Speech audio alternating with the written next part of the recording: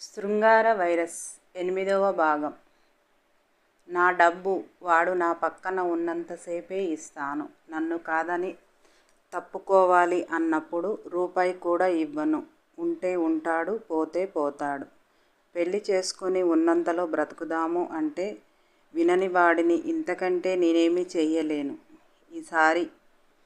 ఈ శారీ తెచ్చి నాకు ఇచ్చి వెళ్ళాడు అంటే ఏం జరుగుతుందో గ్రహించలేని వాడు కాదనుకుంటా. వాడికంటే నువ్వే 1000 రెట్లు నయం. నిన్ను ఇష్టపడి మా సర్వస్వం అప్పజెపితే కనీసం ఒక దారి చూపిస్తావు. వాడు నా జీవితంలో మొత్తం నాపైనే ఆధారపడుతున్నాడు.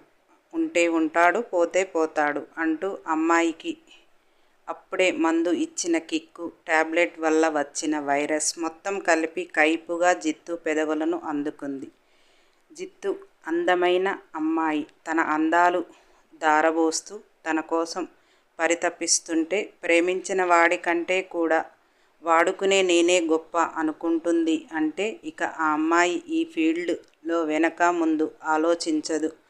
తన గోల్ని రీచ్ అయ్యేదాకా ఆమె అందం ఆరబోత తప్పదు అనుకొని ఏ అచ్చదనము లేని అమ్మాయి నడుము వంపుల్లో చేతులు బిగిస్తూ వీణలు శుతిమెత్తగా మీటుతూ నడుంపై వీణలు మీటుతుంటే చేతి బొటనవేలు ఆమె నాభి లోతులను కొలుస్తూ ఆ అమ్మాయికి ఇంకా తీయని మోహాన్ని రుచి చూపించాడు.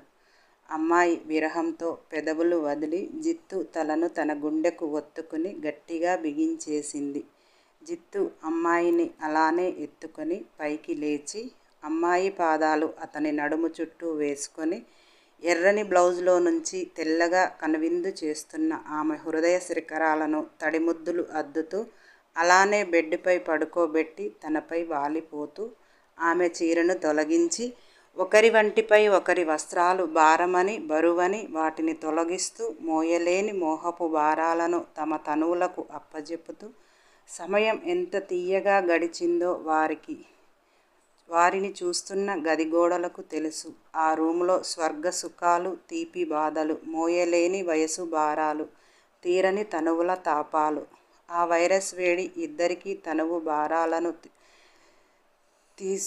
తీర్చుకోవటానికే కానీ ఒకరిపై ఒకరికి ఏ హక్కు లేదు. కానీ ఉన్న ఈ తీపి సమయాన్ని ఆస్వాదించకపోతే రేపు అతనితో ఆమెతో అతను ఉండకపోవచ్చు. ఉన్న ఈ క్షణం ఆస్వాదించకపోతే ఆ గడిచే సమయం వృధా అవుతుంది అని మోహాలను తనువులపై వేసి మనసులకు సంకెళ్ళు వేసుకొని సుఖతీరాలను దాటి అలలుగా పొంగే వయసు తెచ్చిన వలపు భారాన్ని, భారమవుతున్న తనువు మోహాన్ని మోహించి కామించి సుఖించి ఒకరిలో ఒకరు ఐక్యమైపోతూ ఒకరిలో ఒకరు తడిచిపోతూ జిత్తుకి ఒకప్పుడు స్వర్గం డోర్ దాకా వచ్చింది, తరువాత మంచం దాకా వచ్చింది, ఇప్పుడు అతని దేహం కింద ఉన్నది అనే అంత ఆనందంలో ఆమె చూపిస్తున్న అందాల విందును ఆరగిస్తూ ఆ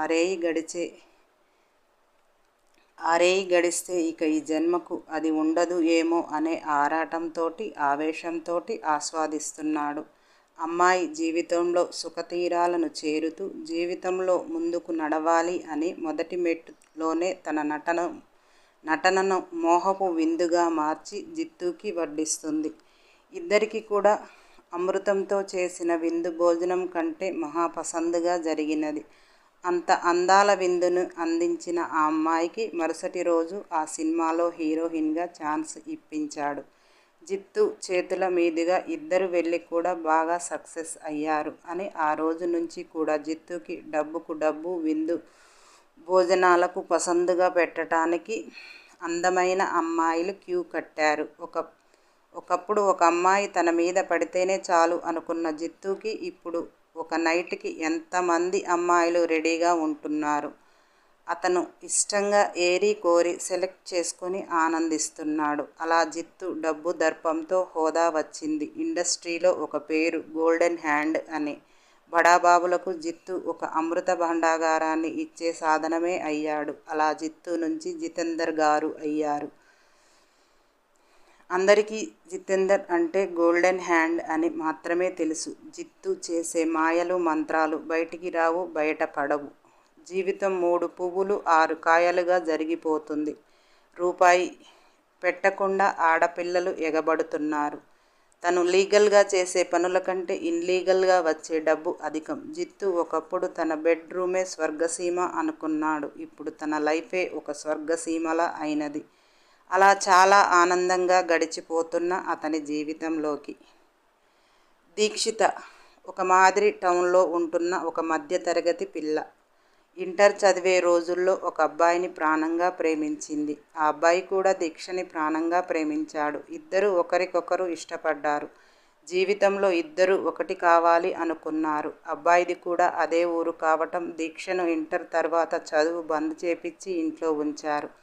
ఆడపిల్లకి ఇక అంతకంటే ఎక్కువ చదువు వద్దు అని ఆ కుటుంబ సభ్యులు అనుకున్నారు. దీక్ష ఎంత అందంగా ఉంటుంది అంటే అందానికి అసూయ పుట్టించే న్యాచురల్ అందం. కొన్ని కుటుంబాలలో అందంగా పుట్టడం కూడా దౌర్భాగ్యం అన్నట్టు మధ్యతరగతి కుటుంబాలలో అందమైన ఆడపిల్ల ఉంటే లోకులు కాకులై కుటుంబాన్ని పొడుస్తారు. అమ్మాయిని బయట వేస్తారు. అందులో దీక్ష ఒక అబ్బాయిని ప్రేమించటం, ఆ అబ్బాయితో చట్టాపట్టాలేసుకొని తిరుగుతుంది అనేది ఒక టాకు. కానీ దీక్ష ఏ రోజు అబ్బాయిని రహస్యంగా కలిసింది లేదు.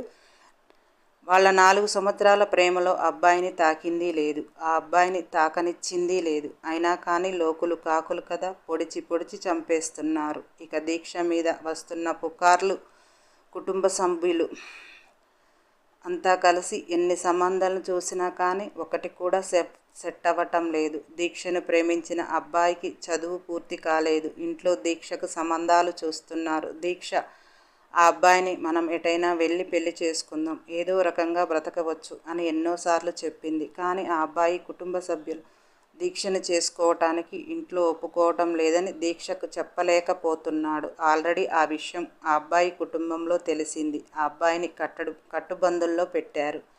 దీక్షతో జీవితం ఎలాగూ లేదు. కానీ ఆమెను సొంతం చేసుకోవాలి అని ఆ అబ్బాయి ఎన్నో రకాలుగా ప్రయత్నిస్తే దీక్ష కనీసం తాకితే కూడా సహించలేనిది. నీకోసం నేను జీవితాంతం ఉంటాను అని నీకు కూడా తెలుసు. ఆ మెడలో 3 ముళ్ళు వేసిన రోజు నీ ఇష్టం అని సున్నితంగా తిరస్కరించేది. ఆ అబ్బాయి మన గురించి నలుగురు చాలా అనుకుంటున్నారు, నువ్వు ఇంకా ఇలా ఉంటే ఎలా? ఎన్నో రకాలుగా చెప్పి చూశాడు. దీక్ష వాళ్ళు వీళ్ళు ఏదో అనుకుంటున్నారు అని నా మనసుకు నచ్చని పని నేను చెయ్యను. నా తనువు నీకు జీవితకాలం కాదనటం లేదు. కానీ మెడలో తాళి కట్టి నీ దాన్ని చేసుకో. ఎవరో ఏదో అంటున్నారు అని నన్ను నేను ఆత్మవంచన చేసుకోను. ఆ అబ్బాయి నన్ను నమ్మవా? ఇప్పుడే నమ్మకపోతే జీవితాంతం మన ప్రయాణం ఎలా సాగుతుంది అని అంటే దీక్ష నీతో రావటానికి నా అన్ని బంధాలను తెంపుకొని వస్తాను అన్నాను. అంటే నీకోసం నేను ఉన్నాననే కదా. నువ్వే నీ బంధాలను తెంపుకొని రాలేకపోతున్నావు. నా శరీరాన్ని కోరుకుంటున్నావా అని గట్టిగా అన్నది. ఇక ఆ అబ్బాయి దీక్షను వదులుకోలేక సరే మనం లేచిపోదాం, ఎవరికీ చెప్పకుండా, నువ్వు లేకుండా నేను కూడా ఉండలేను అని ఇద్దరు పక్కాగా ప్లాన్ వేసుకున్నారు. తరువాయి భాగం కోసం సబ్స్క్రైబ్ చేయండి. మరొక అప్డేట్ కావాలంటే ఒక లైక్ చేయండి.